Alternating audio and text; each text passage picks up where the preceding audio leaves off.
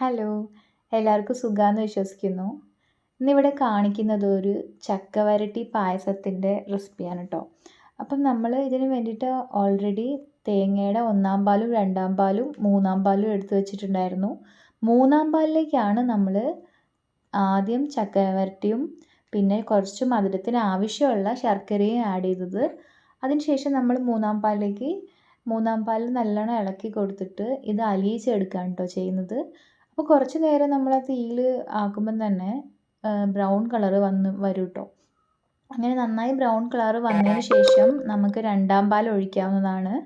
അപ്പം 2-ാം പാൽ ഒഴിച്ചിട്ട് അതിന് ശേഷം ബാക്കിയുള്ള പീസസൊക്കെ ഈ 2-ാം പാലിൽ നല്ലോണം അലിഞ്ഞ് ചേർന്നോളും. അപ്പോൾ അങ്ങനെ നല്ലോണം അലിഞ്ഞ് ചേർന്ന ഒരു പരുവത്തിൽ ആയി കഴിഞ്ഞതിന് ശേഷം നമുക്ക് 1-ാം പാൽ ഒഴിക്കാവുന്നതാണ്.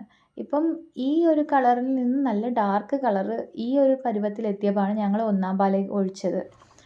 1-ാം പാൽ ഒഴിച്ചിട്ട് തിള വന്നപ്പോൾ തന്നെ ഇങ്ങനെയാണ് കേട്ടോ ഉണ്ടായിരുന്നത്. അതിന് ശേഷം കുറച്ച് 1-ാം പാൽ ഞങ്ങൾ മാറ്റി വെച്ചിരുന്നു. നമ്മുടെ ഏലക്കയും പഞ്ചസാരയും കുറച്ച് പൊടിച്ചത് അതിലേക്ക് ചേർത്തിട്ട് ആ പാലോട് കൂടിയിട്ടാണ് കേട്ടോ ഞങ്ങൾ ബാക്കിയുള്ളത് ഒഴിച്ചത്. ഇത് 1-ാം പാലിൻ്റെ പാലാണ്. അപ്പോൾ അതാണ് ഞങ്ങൾ അവസാനം ചേർത്തത്. ഒരു ഫ്ലേവറിന് വേണ്ടി അങ്ങനെ ചേർത്തന്നേ ഉള്ളൂ കേട്ടോ. എന്നിട്ട് ഞങ്ങൾ നല്ലോണം ഇളക്കി കൊടുത്തിട്ട് ഒരു തള വന്നതിന് ശേഷം മാറ്റി വെക്കുകയാണ് ചെയ്തത്. അങ്ങനെ മാറ്റി വെച്ചതിന് ശേഷം നമ്മൾ സാധാരണ എല്ലാ പായസവും ഉണ്ടാക്കുമ്പോൾ ചെയ്യുന്ന പോലെ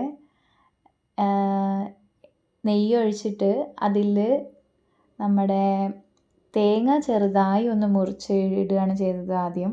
എന്നിട്ട് അതൊന്ന് ആയതിന് ശേഷം ഞങ്ങൾ കുറച്ച് കശുവണ്ടിയും നമ്മുടെ മുന്തിരിയൊക്കെ ചേർത്തിട്ട് അതിലേക്ക് ഒരു വറവ് ഇടുകയാണ് കേട്ടോ ചെയ്തത്.